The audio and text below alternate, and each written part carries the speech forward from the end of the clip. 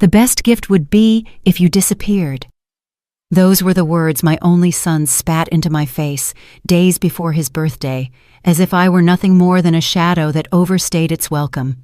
I stood there on his doorstep with a cake in one hand and a carefully wrapped present in the other, and in that moment, it felt as if my entire chest had been cracked open.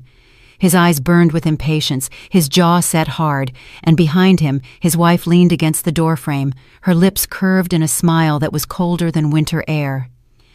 I am Irene Caldwell, 72 years old, a mother who spent a lifetime sacrificing for the child who just told me the greatest gift would be my disappearance. Remember to like, subscribe, and share your thoughts below if you want to hear more grandma life stories filled with emotion, betrayal, and unexpected strength. My fingers trembled as I held onto that birthday cake, its frosting already softening in the heat of the Texas afternoon. For a second, I thought I had misheard him. My mind tried to wrap itself around any explanation other than the obvious cruelty. Perhaps he was joking, or maybe he was just tired from work. But no, his voice had carried no hesitation, no hint of humor. It was blunt, sharp, final. His wife, Clara, stood just behind him, tilting her head slightly, her silence more cutting than any words. I wanted to ask why. I wanted to demand an explanation, to remind him of every night I stayed awake when he was sick, every dollar I saved to give him opportunities I never had, every sacrifice that had cost me pieces of my youth, my health, and my spirit. But the words froze in my throat. My body betrayed me, standing stiff and quiet while my heart screamed inside. Ethan shifted, opening the door wider, but not with any warmth.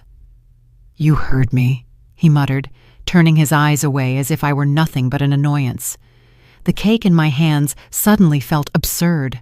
How foolish I must have looked, an old woman still believing her son would welcome her presence with gratitude. Clara let out a soft chuckle, barely audible, but it was there. It was the sound of satisfaction. I swallowed hard, forcing my lips to stretch into something resembling composure. I stepped inside, placing the cake on their polished counter, though no one offered to take it from me. The living room was filled with bright balloons and neatly wrapped gifts from friends and colleagues. My contribution looked small, almost pitiful in comparison. Ethan's children, Mason and Lily, were upstairs, their laughter echoing faintly, a sound too pure to belong to this moment of cruelty. Clara brushed past me, her perfume sharp and overwhelming. She leaned close to Ethan and whispered something I couldn't catch, but I saw his jaw tighten.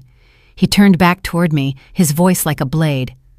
"Mom, you've done enough. Honestly, the best gift you could give me now is just to disappear. Leave us alone. Stop hanging around like we owe you something." My breath caught. The words slammed into me with the force of a storm. The room blurred, my vision swimming. I wanted to shout, to throw the cake against the wall, to shake him until he remembered the woman who had raised him. But instead, I stood frozen, my body heavy, my chest hollow. I forced myself to meet his eyes. "Is that truly how you feel?" My voice was quieter than I intended, trembling but steady enough to carry the weight of my disbelief. "Yes," he replied, without a flicker of hesitation. Clara smirked, and in her silence I could feel her triumph. I backed away slowly, my heart pounding so hard it hurt. I glanced at the staircase where Mason and Lily had disappeared earlier, wishing for a glimpse of their innocence to ground me, but they did not appear. The house suddenly felt foreign, hostile, a place where I was no longer welcome. As I reached for the door, Clara finally spoke. "She'll never let go," she murmured, her voice dripping with disdain. Ethan didn't correct her. He didn't defend me. He didn't even look at me. I stepped outside, the late afternoon sun glaring against my wet eyes. The air felt thick, heavy, pressing against my chest. My car was parked a short distance away, and each step toward it felt like trudging through mud. By the time I reached the driver's seat, my hands were shaking so violently I could barely grip the steering wheel. I sat there for a long while, the engine off, staring blankly at the neat suburban street. Children rode bicycles past, neighbors watered their lawns, life moved forward, as if my entire world hadn't just been ripped apart. I pressed my palm against my chest as though I could physically hold my heart together, but it slipped through my fingers, broken and raw. Memories assaulted me uninvited. Ethan's first birthday party, when I had stayed up all night baking a cake shaped like a train. The day he graduated, when I had borrowed money just to buy him a decent suit. The down payment on this very house, nearly $500,000 I had scrimped and saved. Every sacrifice replayed like a cruel slideshow, each one mocking me for believing they had meaning. I whispered to myself, after everything I've given, he still wants me gone. The words hung in the air, bitter and heavy. I turned the key, the engine growling to life, though I could barely see the road through my tears. I pulled away slowly, glancing once at the house in my rearview mirror.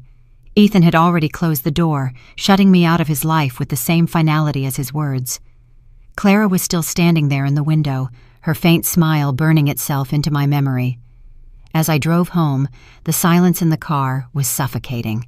My phone buzzed with a reminder about a doctor's appointment, and for a fleeting second I wondered if I should even bother. What was the point when the person I lived for had just wished me away? The drive felt endless, yet my mind was racing faster than the wheels beneath me. Anger started to seep through the cracks of my sorrow, a simmering heat that made my grip on the steering wheel tighten. I had been told to disappear, as though my existence was disposable. Maybe he thought I would crumble quietly, fading into the background. Maybe Clara expected me to obey like some obedient servant who finally knew her place. But as the city lights came into view, a new thought began to form, faint but steady, pushing against the darkness. If he wanted me gone, if disappearing was truly the best gift, then perhaps I would give him exactly that. But it would not be in the way he imagined. The drive back to my small apartment felt like miles of emptiness stretching endlessly ahead of me. I held the steering wheel as if it were the only thing tethering me to this world. By the time I pulled into the parking lot, the birthday cake I had carried so carefully now sat abandoned on the passenger seat, its bright colors smudged and ruined, a reflection of how my heart felt inside. I took a deep breath, forcing myself to gather the strength to carry it upstairs, though I already knew I would never eat a bite. My apartment door clicked shut behind me, sealing me in silence. I set the cake on the counter and stared at it under the dim kitchen light. Hours earlier, I had imagined us gathered around it, Ethan smiling politely as his children blew out the candles. I had pictured laughter, a brief sense of family unity, a reminder that maybe, despite everything, we still belonged to one another. Instead, my son's cruel words echoed louder than any laughter could. I sat down in the living room, wrapping a blanket around my shoulders. Though the air was warm, my body felt cold, hollowed out. I tried to remember the last time Ethan had looked at me with warmth in his eyes. The last time he had said something kind without Clara's shadow hanging behind him. I couldn't recall. That realization broke me more than his words. My phone buzzed. I reached for it with trembling hands, hoping maybe Ethan had come to his senses. But it was just a promotional message from the grocery store. My heart sank, heavier than before.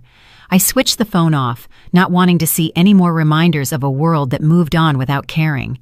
For a moment, I thought about driving back to his house, demanding that he explain himself, begging him to remember the mother who had given him everything. But the memory of Clara's smug smile stopped me.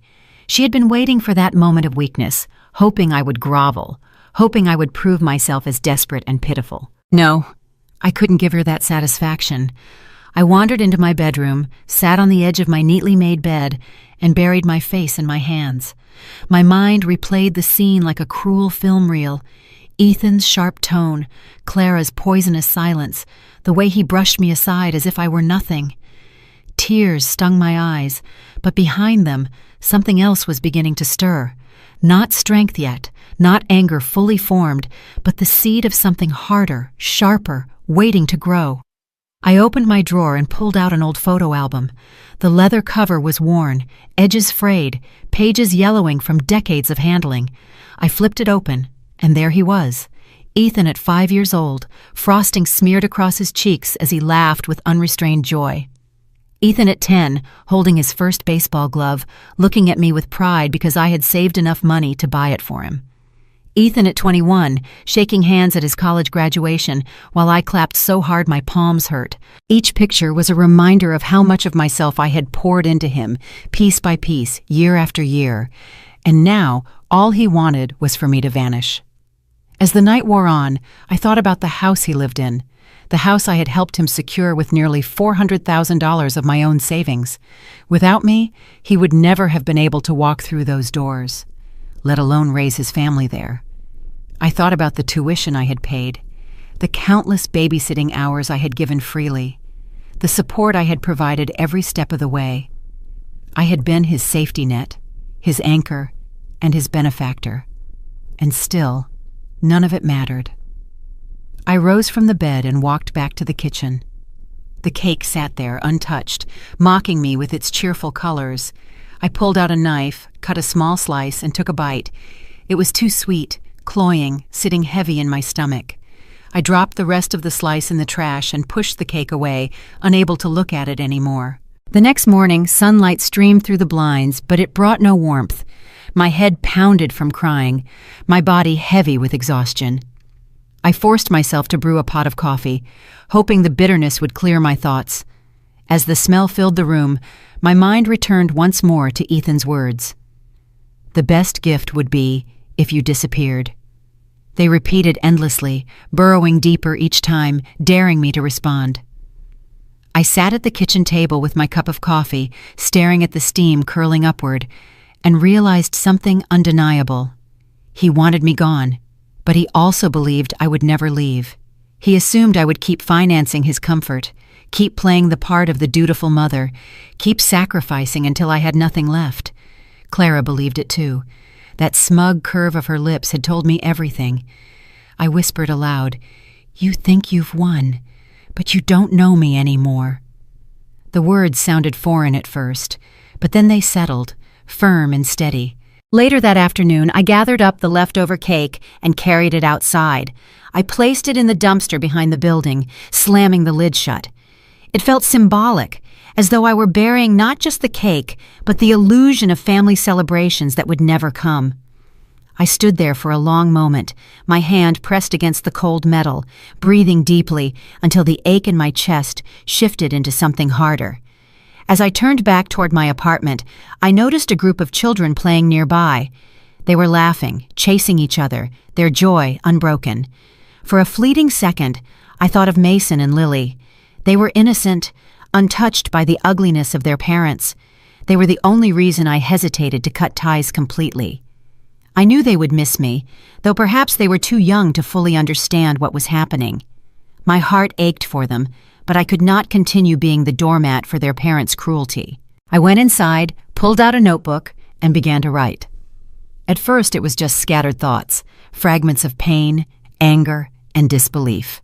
But soon the words began to form a story, my story, one I had been too afraid to tell, even myself. Each sentence gave me strength, a reminder that I had survived decades of hardship, and I could survive this too. By the time the sun dipped below the horizon, painting the sky in shades of orange and purple, I closed the notebook and pressed it to my chest. I was not ready to forgive, and I was not ready to forget. But I was ready to move forward, step by step. My son's words had shattered me, but in the shards, I could see the outline of something new, something stronger waiting to emerge. I could not sleep that night. Every time I closed my eyes, Ethan's words returned to me like the toll of a relentless bell. The best gift would be if you disappeared. They gnawed at me, each syllable a jagged edge cutting into my chest. I lay awake in the dark, staring at the ceiling, until finally I turned on the lamp and reached again for the old notebook I had started the evening before.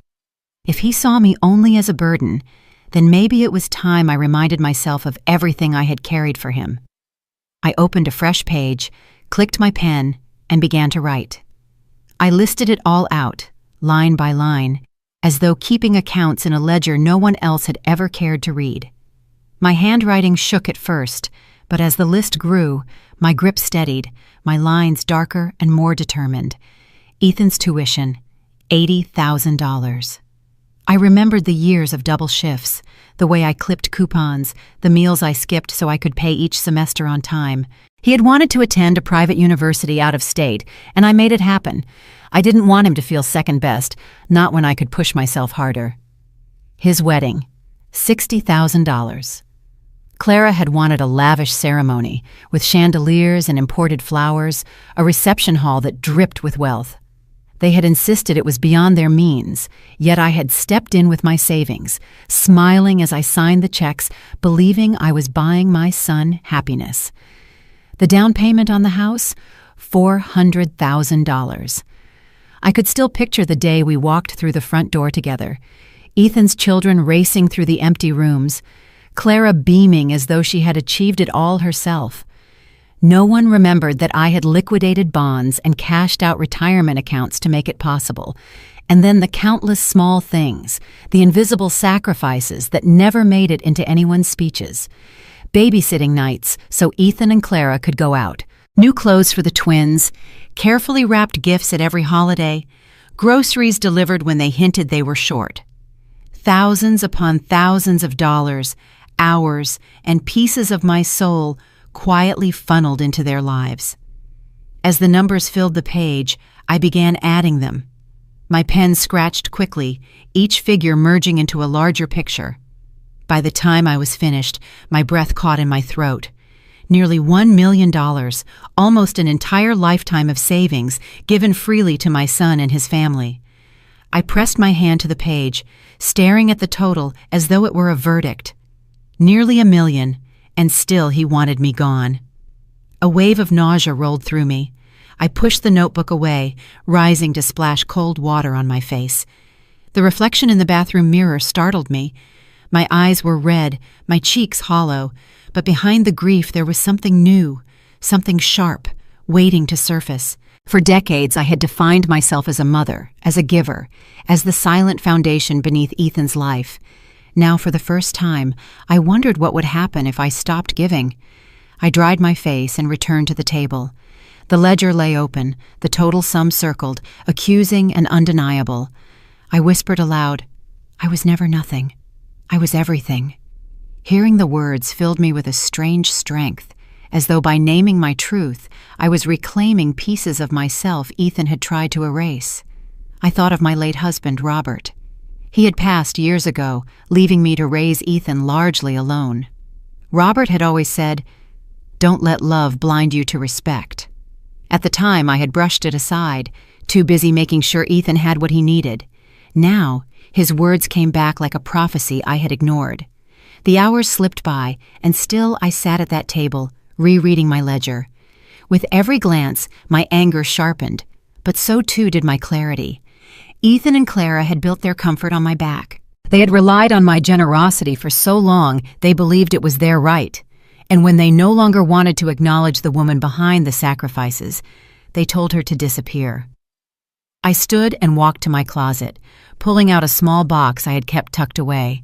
Inside were old documents, mortgage papers, insurance policies, savings account statements. I flipped through them slowly, the smell of paper and ink grounding me. I realized I still had power here, hidden beneath their arrogance.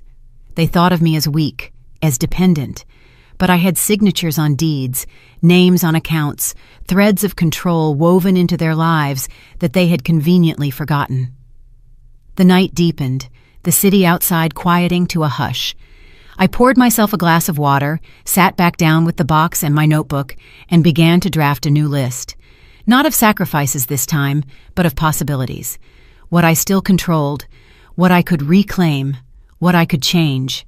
As dawn crept through the blinds, painting the room in pale gold, I felt the ache in my chest settle into something steadier. I was exhausted, yes, but beneath the fatigue was a resolve that had not been there before. Ethan had tried to define me by erasing me, but I had the proof, on paper and in memory, that I was more than he wanted to admit.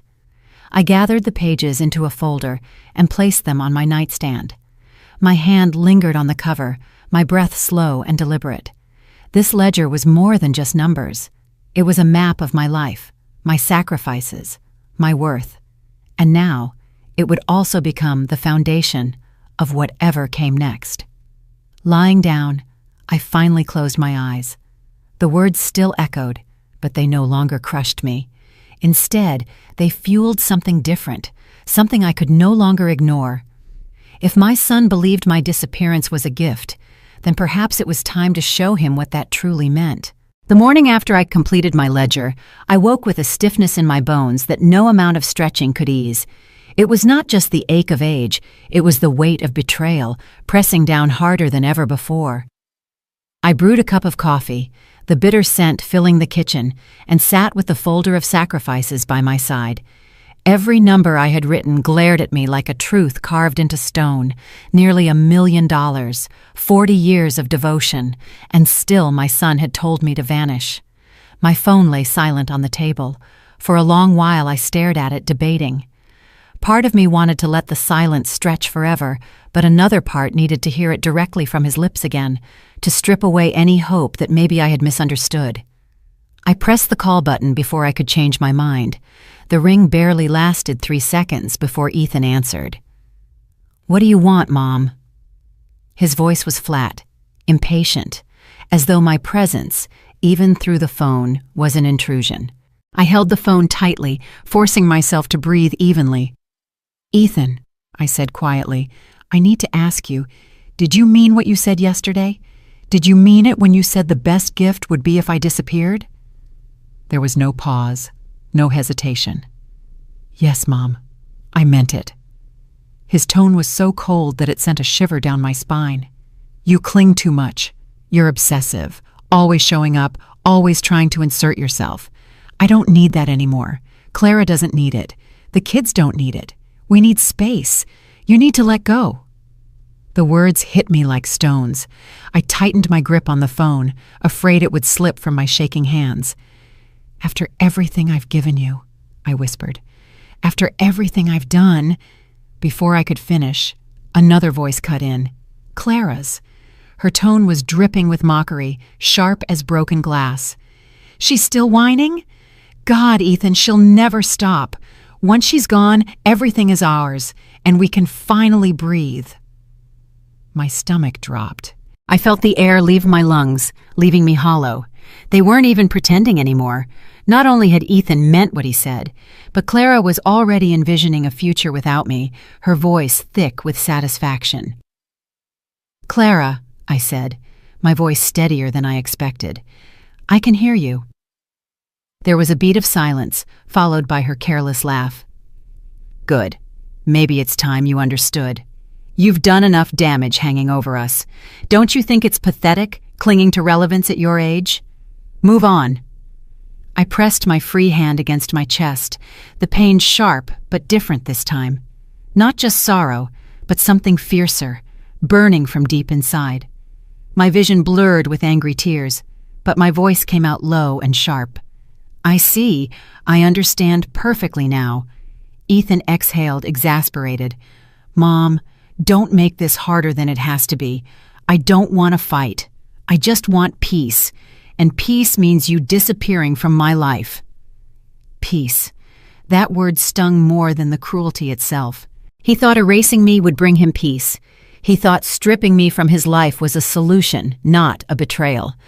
My heart throbbed, but beneath it, I felt something crack open, a fracture that let in the raw light of fury. "I'll give you your peace," I said quietly. "But don't forget, sometimes peace comes at a price you're not prepared to pay." I ended the call before he could respond. My hand trembled as I set the phone down, but my breathing was steady, deliberate. I stared out the window at the morning sun rising over the city, its golden light sharp and unforgiving. For years, I had thought of myself as their safety net, their constant resource. I had convinced myself that if I gave enough, if I sacrificed enough, they would always love me, always remember who I was to them. But now, hearing Clara's venom and Ethan's indifference, I knew the truth. They had mistaken my love for weakness. They had mistaken my sacrifices for obligations. The silence in my apartment was heavy, but within it, a decision began to crystallize. I would no longer beg. I would no longer plead for scraps of affection. I would no longer carry them on my back while they mocked me for the burden of my own existence. I rose from the chair, my legs shaky but determined. I walked to the mirror in the hallway and looked at myself, the lines on my face, the gray in my hair, the tired eyes. But beneath all of that, I saw something new. Not just a mother, not just a widow, a woman who still had strength, who still had choices, who could still reclaim what was hers. The phone call had been my breaking point, the moment when grief tipped into something else entirely. I could feel it in my chest, a shift as irreversible as glass shattering. I would not vanish quietly, fading into the margins of their lives.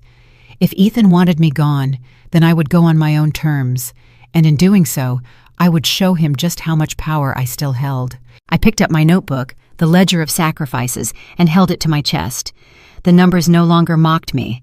They armed me. They were proof, undeniable and unforgotten. Every dollar, every act of devotion, every hour of my life spent building his future was written there.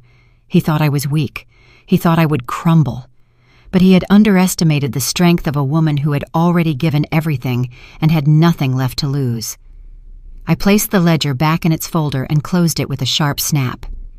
My path was beginning to take shape, each step clearer than the last. I didn't yet know all the details, but I knew this much. Ethan and Clara were about to learn that when you push someone too far, when you tell them to disappear, sometimes they don't just vanish.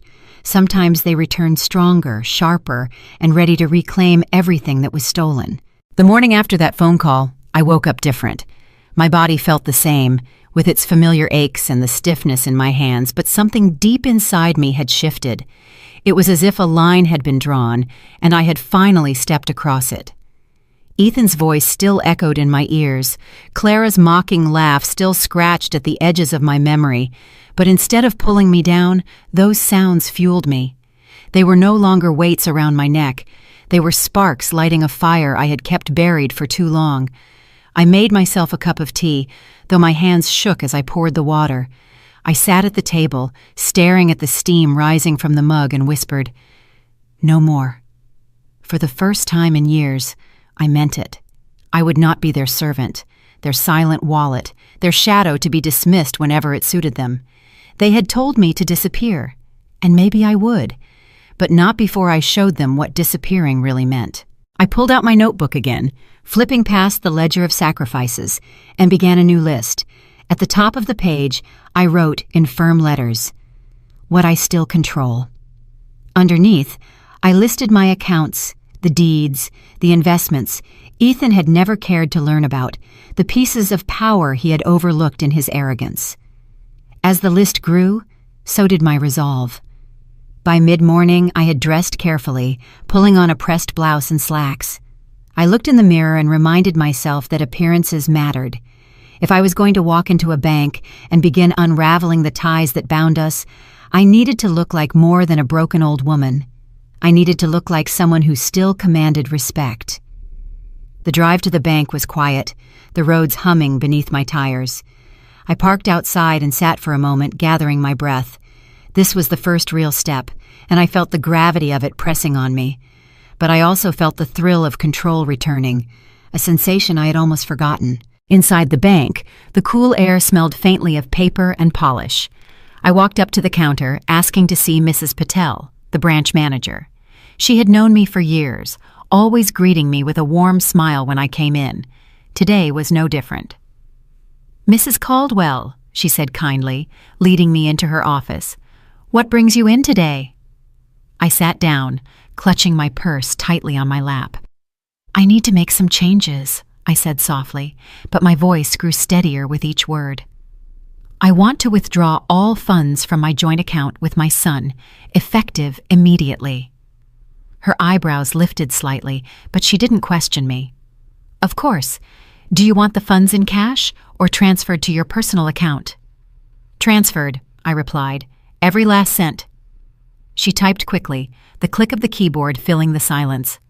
As she worked, I stared at the plaques on her wall, the certificates of service, the photos of her with colleagues, She was a woman who had carved her place in the world, who commanded authority quietly but firmly. I found myself envying her calm.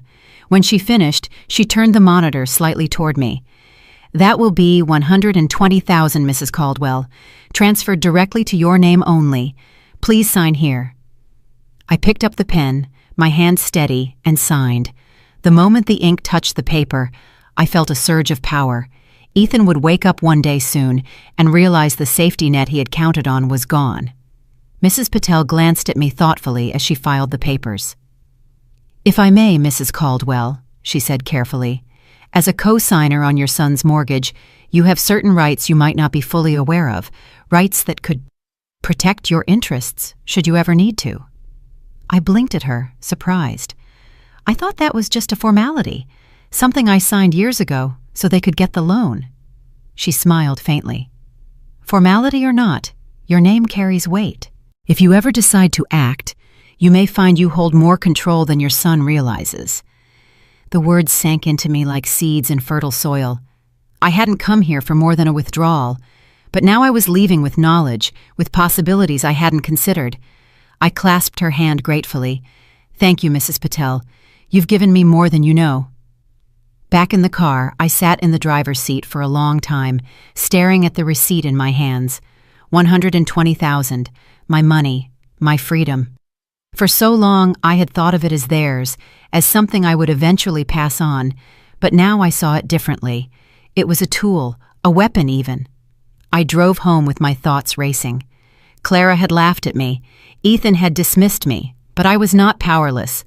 I had leverage, and I intended to use it. At home, I opened the folder of documents again, laying them out across the table like pieces of a puzzle. The mortgage papers, the will, the insurance policies. Each one represented a thread I could pull, a thread that could unravel the comfortable tapestry Ethan and Clara had wrapped themselves in. The anger inside me no longer felt chaotic. It felt focused, sharp. I remembered Clara's words on the phone. "Once she's gone, everything is ours." I let those words echo again, but this time they didn't hurt. They fueled me. They gave me direction. I poured myself a glass of water, sat back and whispered, "If disappearing is the gift you want, then I'll give it. But not before I take back what's mine." The seeds had been planted. Ethan and Clara still thought of me as fragile, as irrelevant. But they were about to learn that the woman they dismissed had more strength left than they could imagine. I was no longer just a mother betrayed. I was a woman reclaiming her power, one calculated step at a time. 2 days after I pulled my money from the joint account, I found myself standing outside a brick office building downtown, the morning air heavy with humidity. I clutched my purse close, the folder of documents pressing against my side like armor. The gold plaque beside the door read, "Victor Hanley, Attorney at Law." I hadn't seen Victor in years, not since my husband's funeral, but I remembered his steady voice, his loyalty, the way he had shaken my hand and said, "If you ever need me, Irene, call." Today, I was calling. The receptionist ushered me in, and soon Victor appeared, his frame a little more stooped than I remembered, his hair whiter, but his eyes still sharp behind his glasses. "Irene Caldwell," he said warmly, though his brow furrowed as he took in my expression. "It's been too long. What brings you here?" I sank into the leather chair across from his desk, my hands folded tightly in my lap. "I need help, Victor. Legal help. And I need it quickly." He listened without interruption as I told him everything. Ethan's words, Clara's contempt, the decades of sacrifices that had bled me dry, and finally, the decision I had made to reclaim control. His jaw tightened as he listened, his fingers steepled in front of him. By the time I finished, the room was heavy with silence. "Irene," he said finally, his voice low but firm. "I wish I could say I'm surprised, but I've seen too many children forget what their parents gave them. Still, Ethan's cruelty, it cuts deep." He leaned forward, tapping the folder I had placed on his desk. "Show me what you've brought." I opened the folder, laying out the papers one by one. The will, the life insurance policies, the mortgage documents, the bank statements. Victor adjusted his glasses, scanning each with meticulous care. When he looked up, there was a glint of resolve in his eyes. "You still have more power than you think," he said. "First, we change your will. Ethan and Clara must be removed. If they see you as disposable, then you owe them nothing. Instead, we'll ensure Mason and Lily are the sole beneficiaries, but their inheritance will be locked until they turn 25. That way, Ethan and Clara can't touch a dime." My chest tightened, but this time it was not from grief. It was from a surge of strength. "Yes," I said firmly. "That's exactly what I want." Victor nodded. "Second, the mortgage. You're a co-signer. That means if Ethan defaults, you have rights. We'll begin proceedings to reclaim the house if necessary. I know it may sound aggressive, but considering what they've done to you, it's justice." I felt my lips press into a thin line. The image of Clara smirking in the doorway flashed before me, and I whispered, "Let's do it." "Third," Victor continued, "the insurance policies. Right now, Ethan is listed as a primary beneficiary. That ends today. We'll change the designations to Mason and Lily. If Ethan learns of this, he'll be furious, but it will be ironclad." My heart pounded as I absorbed each step. For years, I had been the one who quietly provided, who gave without question. Now, for the first time, I was taking back. "Victor," I said softly, "I don't just want protection. I want freedom. I want to live without them controlling me." He leaned back in his chair, studying me. "Then that's what we'll secure." We spent hours drafting documents. My hand ached from signing, but I didn't care. Each signature was like a strike of lightning, cutting through the fog of betrayal. With every page, I felt lighter, stronger.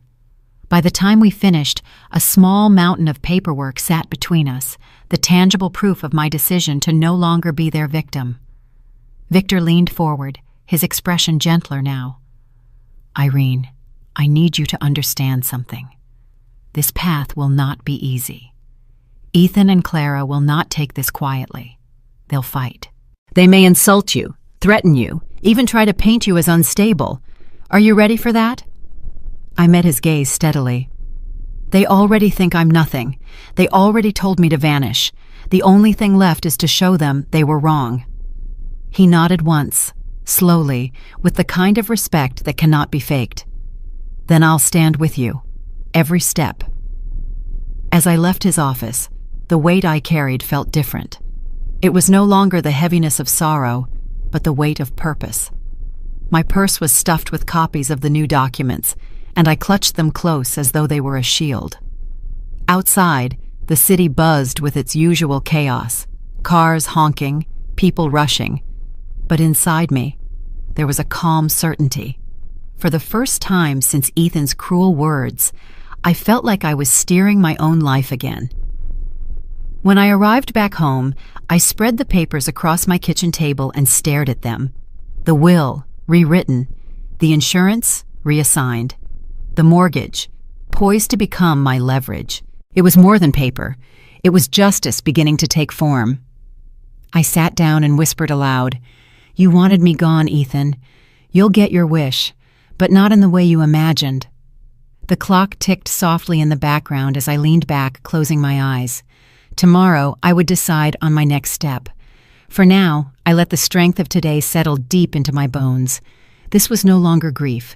This was war, waged quietly, with ink and paper as my weapons. The morning sun spilled across my apartment floor, catching on the edges of the papers that still lay spread across my kitchen table. I hadn't bothered to put them away.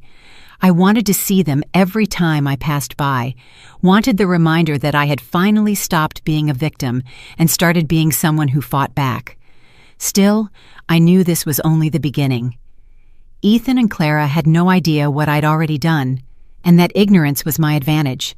I spent most of the day in silence, drinking tea, rereading the changes Victor and I had made.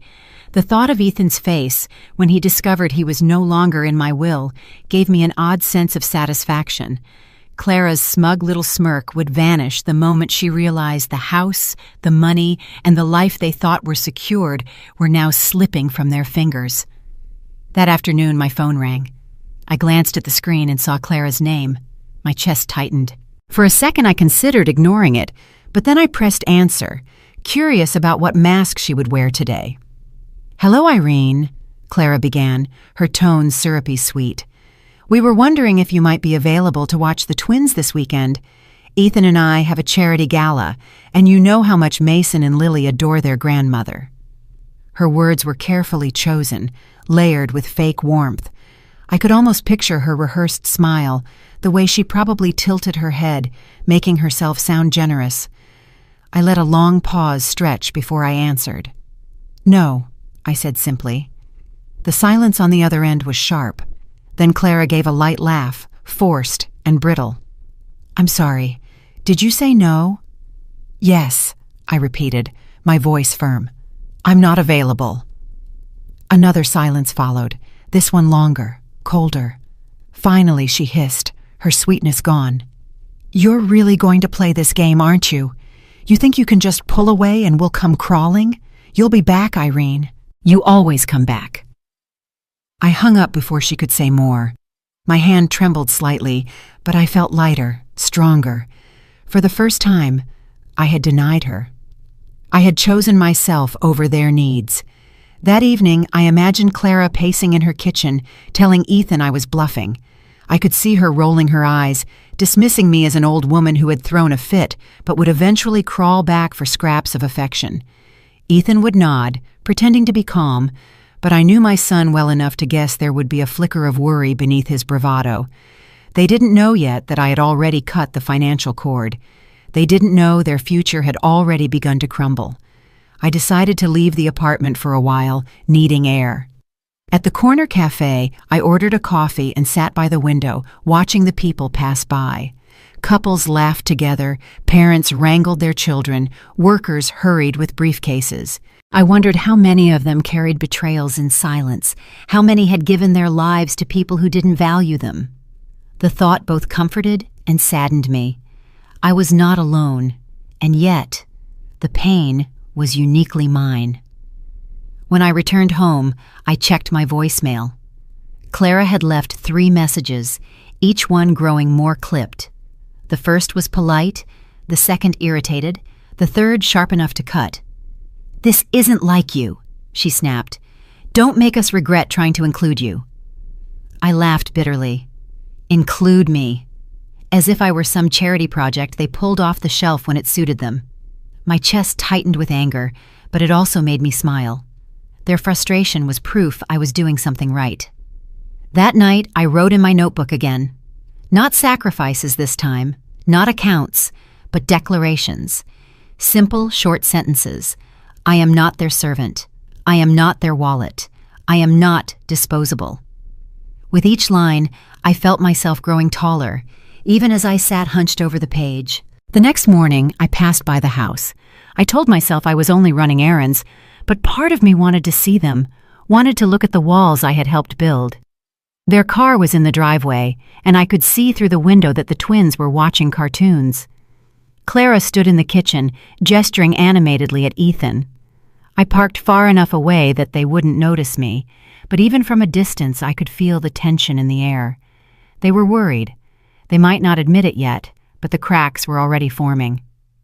Later, back home, I received another call. This time it was Ethan. His voice was low, measured. "Mom, Clara says you refuse to babysit. Is that true?" "Yes," I said calmly. He was silent for a moment. "What's going on with you? This isn't like you. You've always been dependable.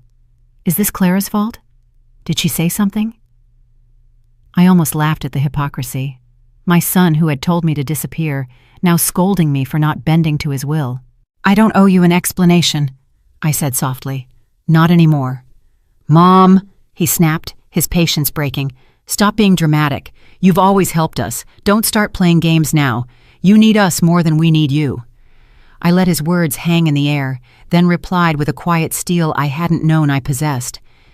"If you believe that, Ethan, then you have no idea who I really am." And I ended the call.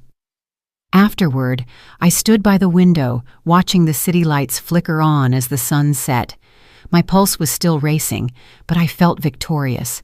They thought I was bluffing, that my resolve would crumble. But inside, I felt a calm strength, like the first still moment before a storm breaks. I knew the days ahead would grow more tense. They would push harder. They would test me. They would try to force me back into submission. But I had made my choice. I would not bend again.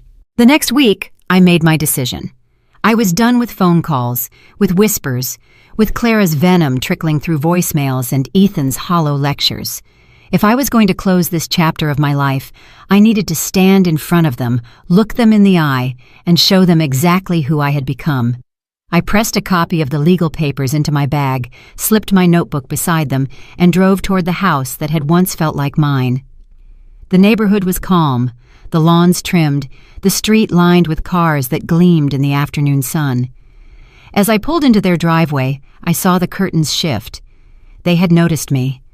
My hands gripped the steering wheel for a moment, steadying myself, before I climbed out and walked to the door. Ethan opened it, his face already tight with irritation. "Mom," he said flatly, blocking the doorway. "What are you doing here?" I raised my chin. "I came to talk."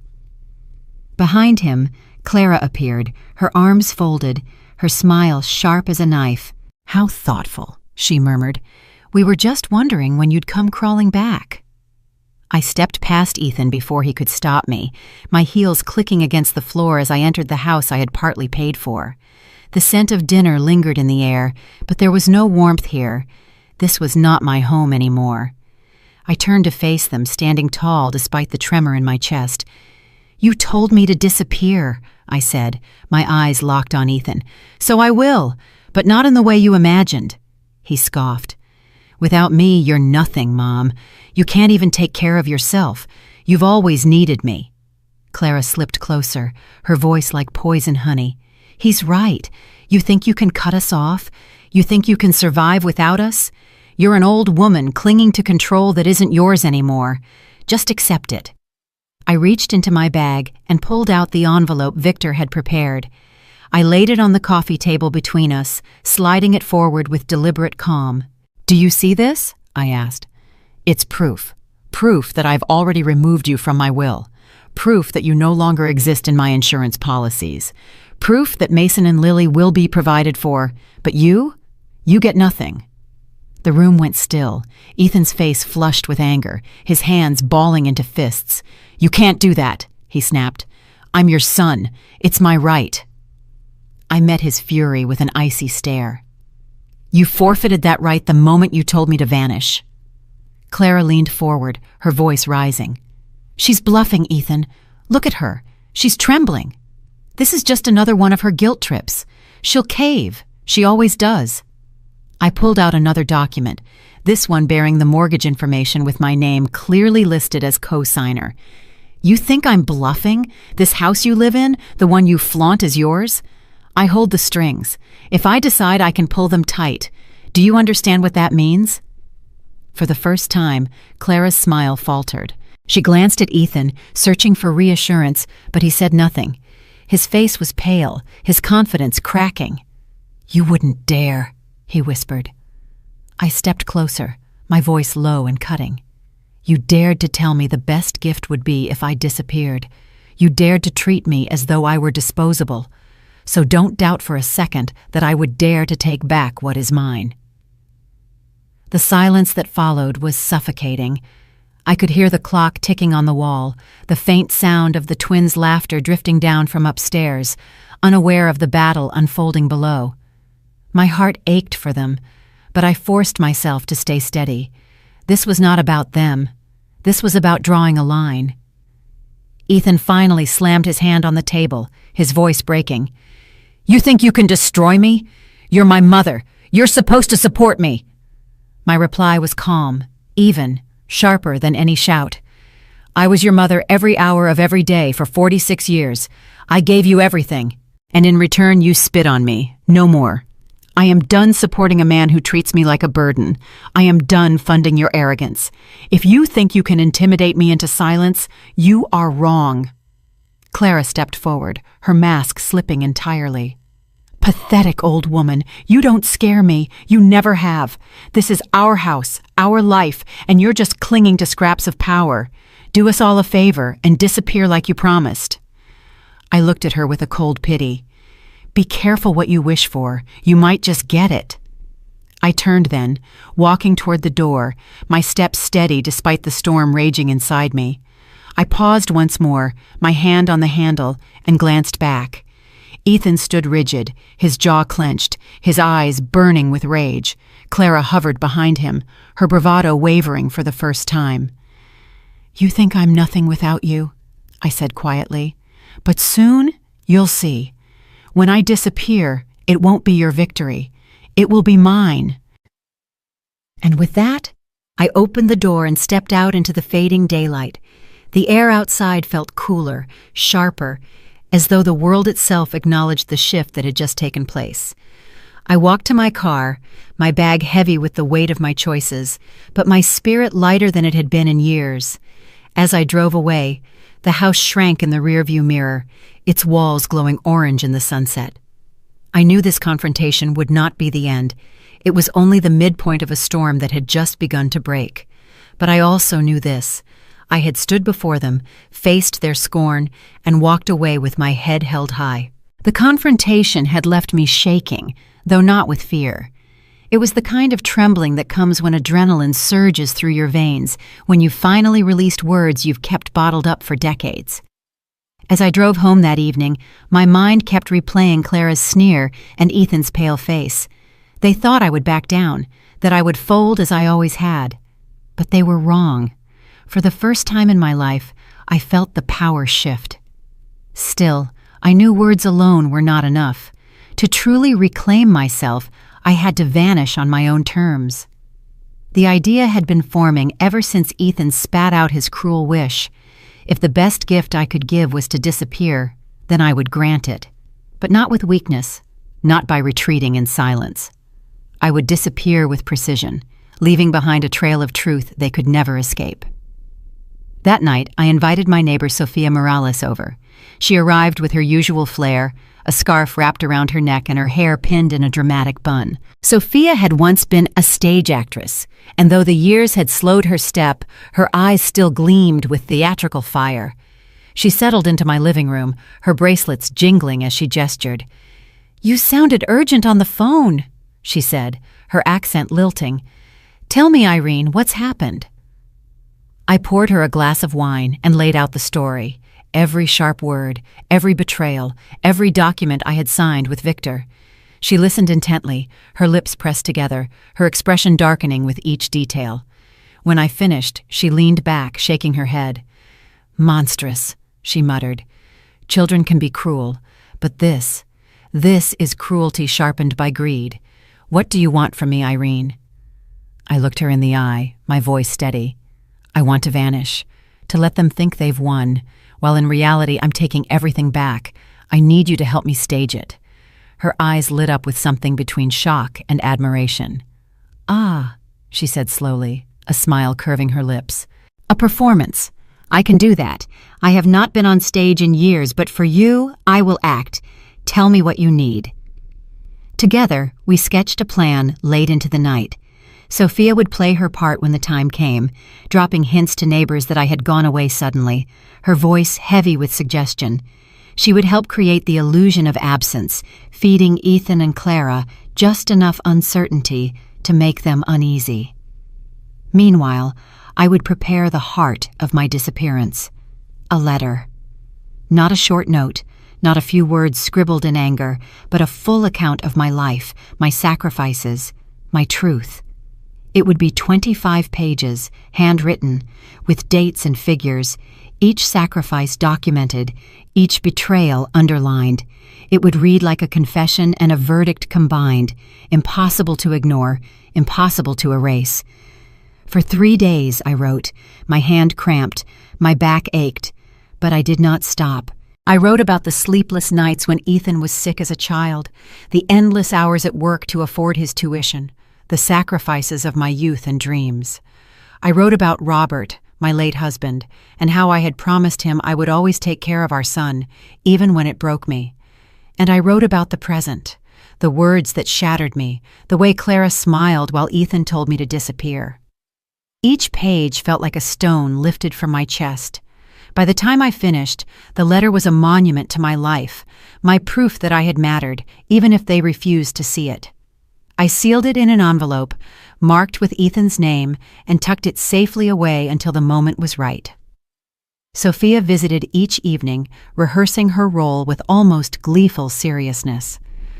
"I will make my face heavy with sorrow," she said, demonstrating a mournful frown. "I will tell them you left suddenly, that you were tired, that you needed to be alone. I will let them draw their own conclusions. People always believe the story they want to believe." I smiled for the first time in days. "You'll be brilliant." When the preparations were complete, I moved quietly. I packed only what I needed: clothes for travel, my documents, the notebook with its lists. Everything else I left behind. My apartment, my furniture, even the dishes in the sink. It was as though I were shedding a skin I no longer needed. On the morning of my departure, I stood in the center of my small living room and let the silence settle over me. For years, I had lived surrounded by shadows of my sacrifices. Now, I was leaving them all behind. Sophia arrived to drive me to the airport. She hugged me tightly, her perfume strong and comforting.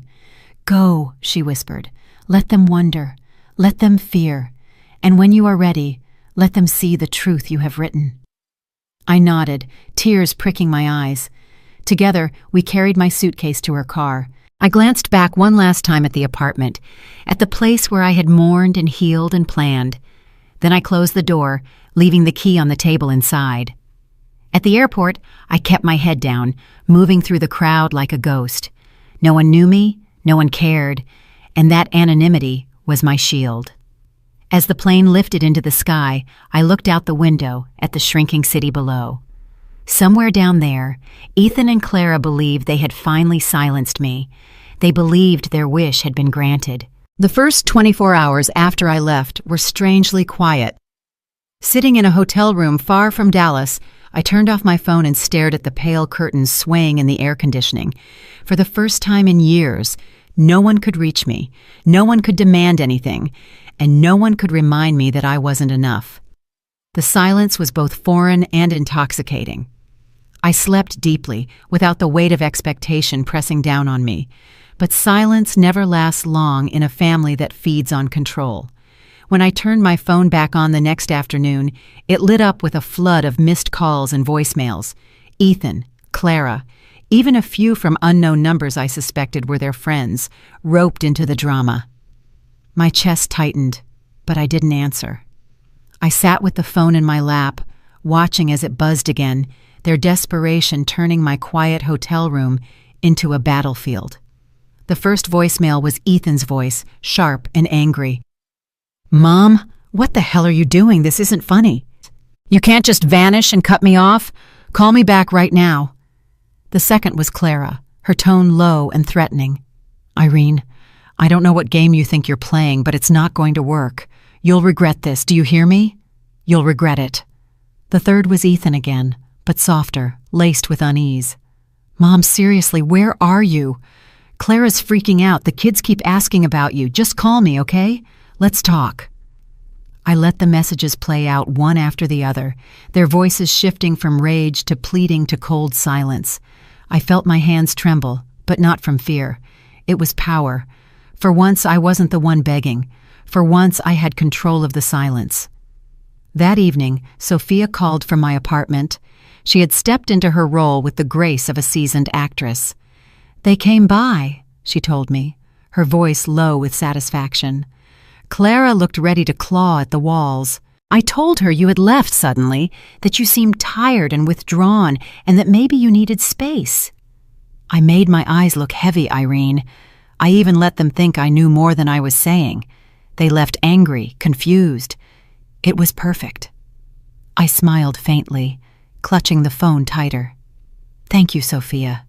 You're giving me time. That's all I need. The next morning, my phone rang again. I stared at Ethan's name glowing on the screen, then let it roll to voicemail. His voice cracked this time, the anger fading into desperation. Mom, please. Clara says you've lost it, but I know you. You're stubborn, but you wouldn't really abandon us. Where are you? Just tell me where you are. Another buzz. Clara, furious again. You think you can just run away? You think this makes you powerful? All you're doing is proving us right. You're unstable, selfish, and cruel. Come back before you embarrass yourself further. I pressed delete without listening to the rest. Their voices no longer pierced me like they once did. Now they rolled off me, like rain against a roof. I had built myself a shelter, and it was stronger than their words. That night, I sat at the small desk in my hotel room and opened my notebook. I began jotting down the timeline. Ethan's demand, Clara's cruelty, the withdrawal of funds, the legal changes, the staged disappearance. Each entry was a reminder that my life was no longer theirs to dictate. Each page was a shield against the guilt that tried to creep in during the lonely hours. By the third day, the calls had doubled.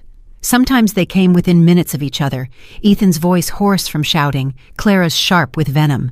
The words blurred together. Come back. We need to talk.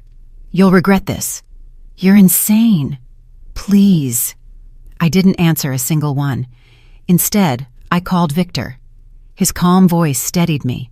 They're unraveling, I told him. Of course they are, he replied. They've depended on you for so long, and now the rug has been pulled out from under them. Don't give in, Irene.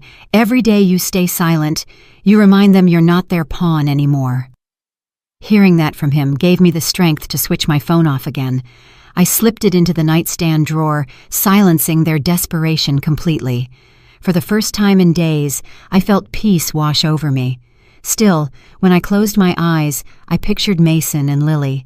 I wondered if they were asking about me, if their innocent voices had been twisted into questions their parents didn't want to answer. My chest ached at the thought, but I reminded myself this was for them, too. By cutting Ethan and Clara out, I was preserving something for the twins, something they would inherit when they were old enough to understand the truth. The following evening, I turned the phone back on for a brief moment. Again, a torrent of voicemails spilled in. The most recent was Ethan's, his voice hollow. Mom, Clara's furious. The bank's asking questions we don't understand. Just, please, call me back before this gets worse.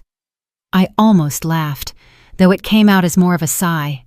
It was already worse, and it was only the beginning. As I closed the phone and slipped it away again, I whispered into the empty room. You told me to disappear. Now you'll learn what disappearing really means. The day my plane touched down in Zurich, I felt as if I had stepped into another life entirely. The air was crisp, sharper than the heavy Texas heat I had left behind. The mountains loomed in the distance, their snowy peaks glowing in the morning sun, and the streets were quiet, orderly, as though the entire city moved with a rhythm completely foreign to me. I pulled my coat tighter around my shoulders as I stepped out of the airport, a suitcase in one hand and my documents in the other. For the first time in months, maybe years, my breath felt full. I checked into a modest hotel near the lake. The room was simple, clean, with a view of the water that shimmered under the light. I stood at the window for a long time, watching swans drift lazily across the surface. I whispered to myself, "This is where I begin again." My first appointment was with Henry Blake, the financial advisor Victor had recommended. He was waiting for me in an office lined with shelves of thick binders and framed certificates. A tall man with kind eyes, Henry greeted me with a handshake that was firm but not overbearing. "Mrs. Caldwell," he said warmly, "Victor told me about your situation. You're in safe hands here. Let's make sure your money works for you, not against you." I followed him into the office, setting my folder on the polished desk. We spent hours going over my accounts, my investments, and the funds I had secured from Ethan's reach. Henry explained the systems in Switzerland, the opportunities for long-term stability, the safeguards that would ensure no one could challenge my independence again. As he spoke, I felt the knot in my chest begin to loosen. For so long, money had been the chain tying me to Ethan, the weapon he used to demand my presence while resenting it. Now, in this foreign office with its quiet ticking clock, I realized it was becoming my shield instead. Henry looked up from the papers, smiling faintly. "You're not just protecting yourself, Mrs. Caldwell. You're reclaiming your freedom. What you're doing is brave." I returned his smile, small but steady. "It doesn't feel brave. It feels necessary." The next day, I had an appointment with Dr. Collins, a Swiss physician Victor had arranged for me to meet. Ethan had always thrown around the word dementia when speaking of me, mocking my forgetfulness, twisting it into a weapon. Clara had whispered that I was losing it, eager to paint me as unstable. I knew what they were preparing, a narrative of incompetence, a way to strip me of my rights. That was why this meeting mattered. Dr. Collins was a calm man with silver hair and a quiet voice. He guided me through a series of tests, his questions ranging from memory exercises to problem-solving tasks. At one point, he asked me to recount details of my past, and I told him about the ledger I had written, the numbers etched into my memory with painful clarity. When the tests were done, he sat back, folding his hands. "Mrs. Caldwell, you are perfectly lucid. Your mind is sharp, your reasoning clear. If anyone challenges you, you will have this report as proof." I felt tears sting my eyes. "Thank you, Doctor. You don't know how much this means to me." He nodded kindly. "Sometimes, the greatest strength is simply proving others wrong." That evening, I walked along the streets of Zurich, my coat pulled tight against the chill. Cafes glowed with warm light, and families strolled together, their laughter mingling with the sound of church bells in the distance. I stopped by the edge of the lake, watching the city reflect on the dark water, and let the cold air bite into my skin. I thought of Ethan, of Clara, of their growing panic back in Dallas. I imagined them sitting in that house, realizing their grip on me was slipping through their fingers. The phone in my pocket buzzed again, but I didn't pull it out. I knew who it was. Their voices no longer controlled me. I let it ring until it stopped, until the silence returned and wrapped itself around me like a cloak. The following days fell into a rhythm. Meetings with Henry to structure my finances, calls with Victor, who assured me the documents we had signed were solid, walks with Sophia over the phone, her laughter carrying across the ocean as she told me how convincingly she had played her part for the neighbors. Each step strengthened the walls of the new life I was building brick by brick. One evening, Henry invited me to join a small gathering at a cafe. The group was mixed, retirees, writers, a painter, all people who had carved new lives in this city. They spoke of hiking trips, of art shows, of books they were writing. They asked me about my story, and for the first time, I didn't tell it with shame. I told it with honesty, with the power of someone who had survived betrayal and found her footing again. Their nods and soft words of encouragement felt like sunlight on my face. When I returned to my hotel that night, I sat at the desk and opened my notebook. I wrote a single sentence across the page. Abroad, I am not a mother abandoned. I am a woman reborn. The words settled in me like a truth I had been waiting to acknowledge. I closed the notebook, turned off the lamp, and let myself rest. For once, I didn't dream of Ethan's anger or Clara's laughter. I dreamed of mountains, of lakes, of beginnings that belonged to me and no one else. It didn't take long for Ethan and Clara to launch their next strike. They had always relied on pressure, on bending me with their voices and their demands. But when silence and absence failed to bring me back, they turned to something harsher. They tried to erase me legally. The call came from Victor late one evening in Zurich. I had just returned from a quiet dinner near the lake when my phone rang. His tone was steady, but beneath it I could hear the tension. "Irene," he said, "Ethan has filed a petition in Dallas court. He's claiming you're mentally unfit. He's asking for control of your finances." I froze in the middle of the room, the keys to my hotel still dangling in my hand. "Mentally unfit?" I repeated slowly, as though saying the words aloud would make them less absurd. "Yes," Victor said grimly. He and Clara are arguing that your recent withdrawal of funds and sudden disappearance are signs of dementia. They're claiming you've become unstable and that you need a conservator. Of course, they're suggesting Ethan himself as the guardian. The shock rolled through me, but it lasted only a moment before anger surged forward. So this was their counterattack. If they couldn't guilt me, they would try to strip me of control. I sat down at the desk, my hand pressed flat against the wood to keep it steady. "What are our options?" I asked. Victor's voice softened. "We have plenty. First, you're in Zurich, and you've already undergone a full evaluation with Dr. Collins. His report is ironclad. It proves your mind is sharp, your decisions deliberate. Second, I have recordings, calls you made to me, your instructions, even the conversations where Ethan and Clara revealed their greed. I've been careful, Irene. I anticipated they might try something like this." My throat tightened, but this time with gratitude. "You saved me," I whispered. "No," Victor replied firmly. "You saved yourself by choosing to fight. I just put the paperwork around it."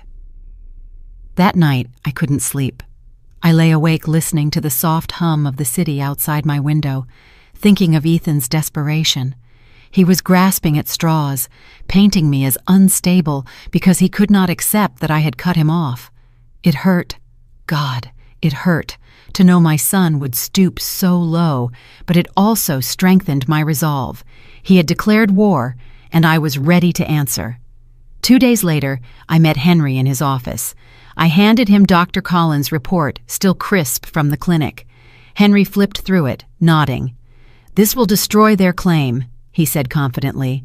"But more than that, it will humiliate them. The court will see right through Ethan's greed." I allowed myself a small smile. Good. Let them feel the sting. Victor called again the next evening with news. "We filed the response in court today. Attached were Dr. Collins' medical assessment and notarized affidavits confirming your competency. We also included excerpts of Ethan and Clara's phone calls. The judge was not impressed with their claims. The case will likely be dismissed quickly." I leaned back in my chair, closing my eyes. Relief washed over me, but so did a deep, cutting sadness. My own son had tried to brand me incompetent, to strip me of dignity, all for money. That kind of betrayal could never be mended. But at least now, justice was on my side. The next morning, I switched on my phone briefly to find a new wave of messages. The first was Ethan, furious. "How dare you drag outsiders into this? How dare you humiliate me in court? Do you even realize what you're doing to your family?" The second was Clara, shrill and venomous. "You won't win, Irene. You think some Swiss doctor's paper makes you untouchable? You're destroying everything. You'll regret this."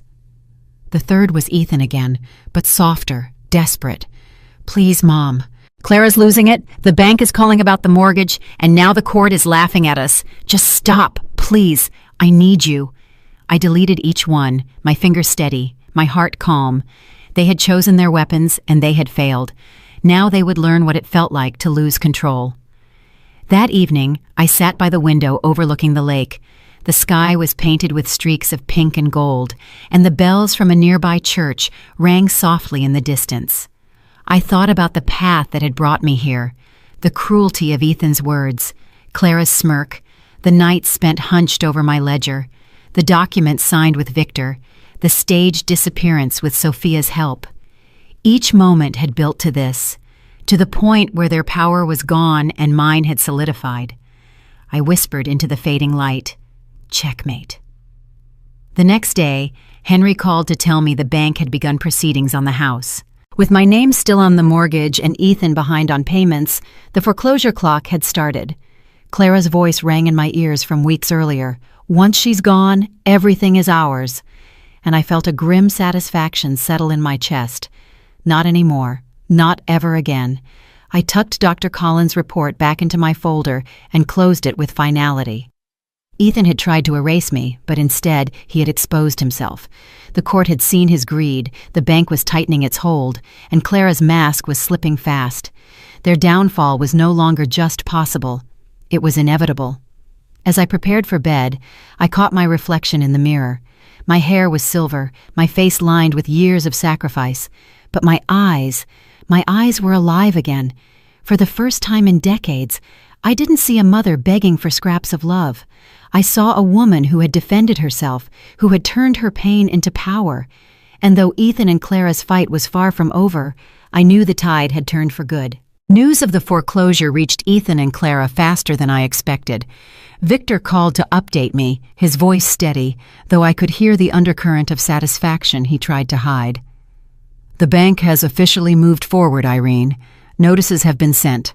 They have 30 days before the house is gone." I sat by the window of my Zurich hotel, watching the first flakes of snow drift across the lake. For a long moment, I said nothing. I just imagined the look on Clara's face when the letter arrived, the way Ethan's pride would collapse into panic. I thought about the countless nights I had stayed up worrying about their bills, about how to keep them afloat. And now the roles were reversed. They were the ones gasping for air. That night, I turned my phone on, curiosity gnawing at me. The screen lit up with dozens of missed calls. I listened to one, just one, and it was enough. Ethan's voice cracked with fury. "Mom, what have you done? They're taking the house, my house. Do you have any idea what this means for me? For my family? You've ruined us." Then Clara's voice followed in another message, brittle and venomous. "This is your revenge, isn't it? You couldn't just fade away quietly. You had to drag us down with you, you selfish, bitter old woman. I hope you're proud of yourself." I deleted them both. I didn't need to hear more. Their words no longer had the power to wound me. Meanwhile, Victor sent me updates from Dallas. Clara had tried calling the bank directly, her tone dripping with entitlement, but Mrs. Patel had handled her with professional calm. "I'm sorry, Mrs. Caldwell," she had told her, "but as long as Irene's name is on the documents, she has the right to act. You'll need to take it up with her." Victor said Clara had hung up in rage, her voice raised so loud the entire branch had heard her tantrum. The unraveling only deepened. Ethan's job had been shaky for months, and now, with the mortgage in jeopardy, his company saw him as a liability. Within 2 weeks, he was let go. Clara's social circle, once thick with gossip and wine-fueled dinners, began to thin. Friends who had been eager to bask in their wealth were quick to distance themselves when the foundation crumbled. The twins, Sweet Mason and Lily, were the only ones I ached for. They had no part in this storm, yet they were swept into it all the same. Victor told me the children were withdrawn at school, quieter than usual. I thought of their laughter echoing down the stairs the day Ethan had told me to disappear. My chest ached, but I reminded myself this was not punishment for them. This was the natural consequence of their parents' greed. One day, when they were older, they would understand. In Zurich, life moved differently. I spent my mornings walking by the lake, my afternoons meeting Henry to finalize accounts, my evenings writing in my notebook. But even across the ocean, I could feel the weight of Ethan and Clara's collapse pressing closer, like the final notes of a symphony reaching their peak. Victor called again late one evening. "It's done," he said. "The house has been seized. They'll have to move within days." I closed my eyes, picturing it. Clara frantically packing her designer shoes, Ethan swearing under his breath as movers carried out the furniture I had partly paid for. The life they had built on my sacrifices was dissolving into cardboard boxes and bitter arguments. Victor hesitated before adding, "Clara has left him. She stormed out after a fight, saying she won't live in an apartment, not after tasting the luxury she thought was hers forever." For a moment, I felt almost dizzy. Clara, who had smiled when Ethan told me to vanish, who had whispered that once I was gone everything would be theirs, had vanished first. Not me, her. "And Ethan?" I asked quietly. Victor's sigh carried through the line. "Alone, jobless, no house, no wife. He's staying with a friend for now, but Irene, he has nothing left." I looked out at the snow falling heavier now, the city cloaked in white silence. My heart should have leapt with triumph. This was the justice I had craved, the revenge my soul had demanded. And yet, beneath the satisfaction was a hollow ache. He was still my son, no matter how cruel he had been. but he had chosen this path, and I could not walk it for him. That night I wrote again in my notebook. My hand moved slowly, deliberately. Fallout is not mine to carry. It belongs to them. I reclaimed my power. I reclaimed my life. The ruins are theirs. I set the pen down, letting the words settle. For decades I had shouldered every burden, every problem, every bill. But not this time. This time the collapse was their own, and I would not pick up the pieces. When I finally turned off the light, the silence of my Zurich room was deep, steady, almost sacred. The storm had broken, and though its winds still howled in Dallas, here, across the ocean, I was untouched.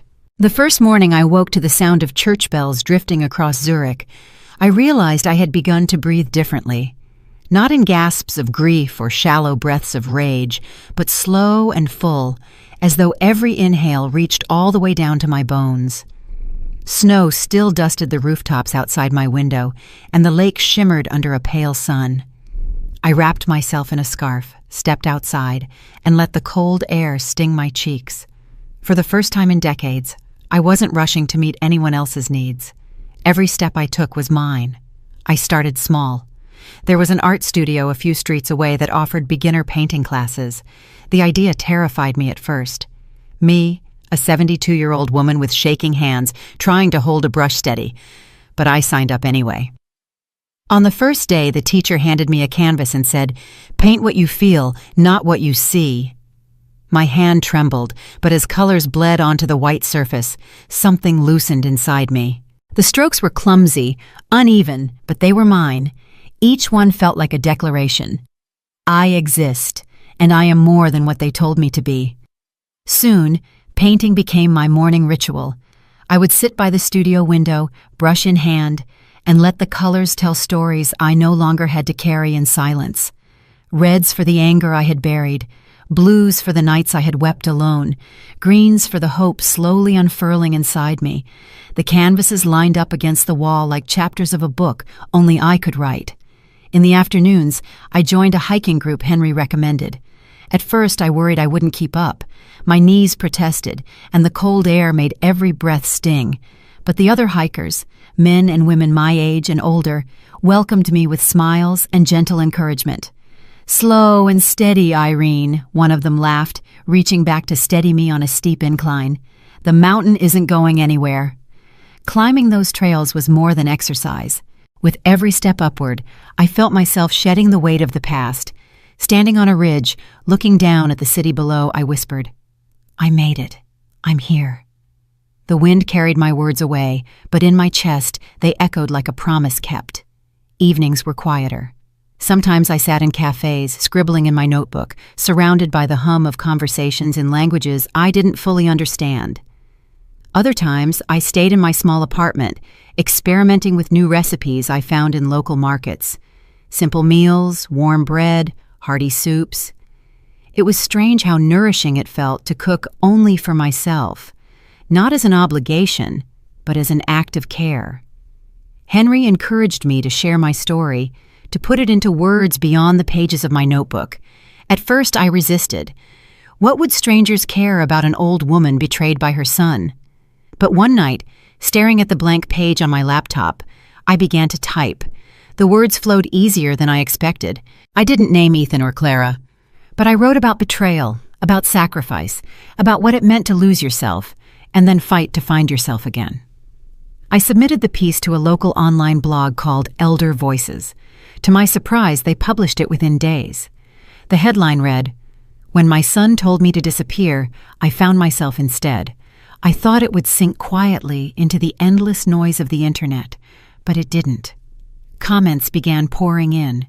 Women and men my age, from across the world, sharing their own stories of neglect, betrayal, and hard-won independence. Some wrote, "I thought I was the only one." Others said, "Your words gave me strength." I sat at my desk, tears streaming down my face as I read them. For so long, I had felt invisible. Now, my story was a mirror for others, and in reflecting them, I found myself seen. Days blended into weeks, and slowly, Zurich became more than a refuge. It became home. I knew the cobbled streets by heart, the vendors who sold me apples at the market, the barista who smiled when I ordered the same cappuccino every morning. My life was no longer defined by Ethan's scorn or Clara's poison. It was defined by simple joys, brushstrokes of color, the crunch of snow under boots, the laughter of new friends at the hiking trail. One evening, walking back from the studio with a canvas under my arm, I stopped by the lake. The water reflected the city lights, shimmering like jewels scattered across the surface. I thought of Ethan then, not with anger, but with a quiet, distant ache. He had lost everything, while I had gained myself. I realized I no longer needed his apology. What I had now was bigger than forgiveness. It was freedom. Still, there were moments when the past tugged at me, Mason and Lily especially. I thought of their bright eyes, their laughter, the way they had once run to me with arms wide open.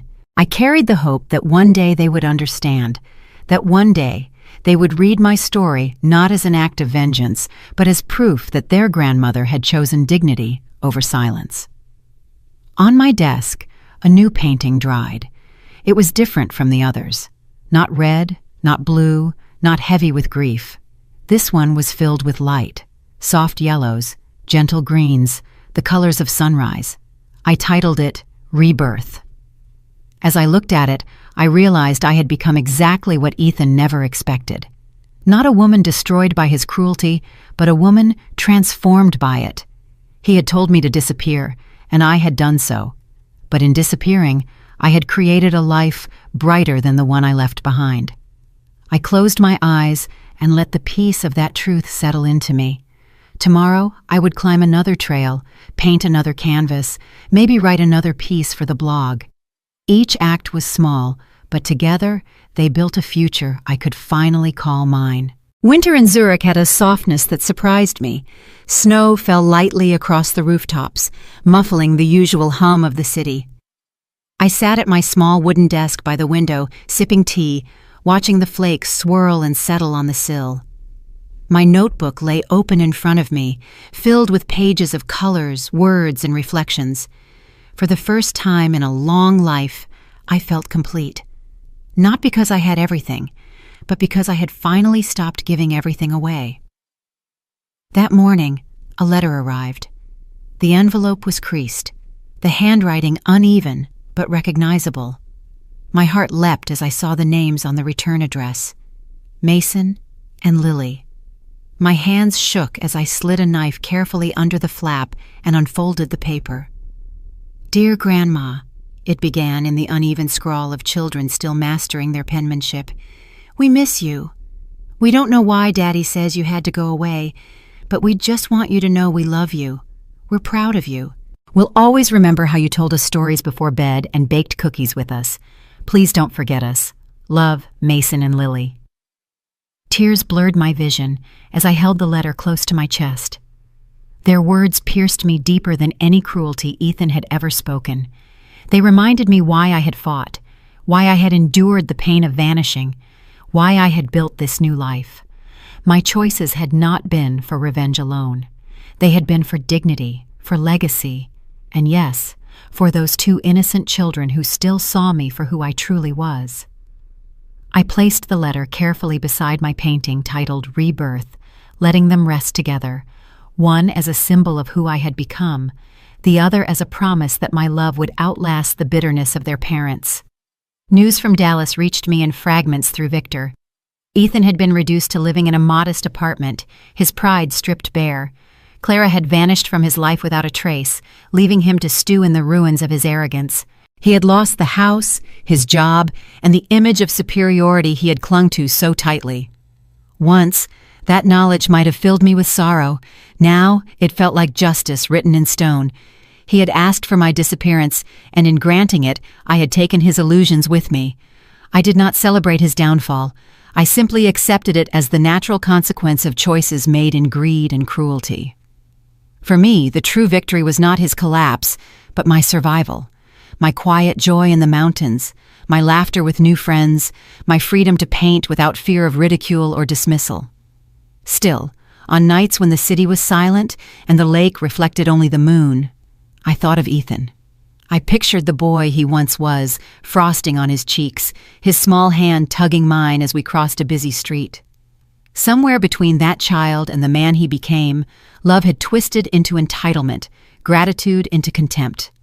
I mourned that loss, but I no longer carried the burden of fixing it. That weight was his alone.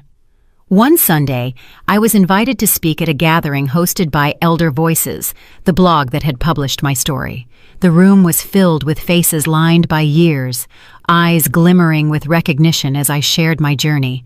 I spoke about sacrifice, betrayal, and the moment I chose not to fade quietly, but to reclaim myself. When I finished, the room erupted in applause, not loud or rowdy, but steady and heartfelt. People came to me afterward with tears in their eyes, saying, "You gave me courage." That night, as I walked back along the cobblestones, I realized my story was no longer just mine. It had become part of something larger, a chorus of voices demanding dignity, refusing to be silenced by age, gender, or betrayal. That was my legacy, more enduring than any inheritance or house. Back in my apartment, I wrote one final entry in my notebook. My hand moved slowly, deliberately, savoring each word. My son asked me to disappear. I did. But in disappearing, I discovered myself. I am not erased. I am alive, visible, and free. I set the pen down and gazed out the window at the lake shimmering under the stars. A soft smile curved my lips. The bitterness of the past no longer ruled me. The anger had burned away, leaving something pure in its place: clarity, strength, and peace. The letter from Mason and Lily still rested on my desk. I touched it gently, whispering, "One day, you'll understand. One day you'll see that disappearing wasn't about leaving you behind. It was about teaching you that no one should ever be made to feel less than they are." And with that, I leaned back, letting the quiet of Zurich embrace me. My story had been one of loss, betrayal, and vengeance, but it had also become one of rebirth and legacy. Ethan was left with nothing but his pride turned to ash. Clara had faded like smoke, but I, an old woman they thought disposable, had risen, not in flames, but in light. This was my closure. Not forgiveness, not reconciliation, but the knowledge that I had carved a new life from the wreckage of the old. My son had wished for my disappearance, and in granting it, I had given myself the greatest gift of all: freedom. The snow fell thicker outside, blanketing the city in white. I closed my eyes, my heart calm, knowing I had finally written the ending on my own terms. The story was finished.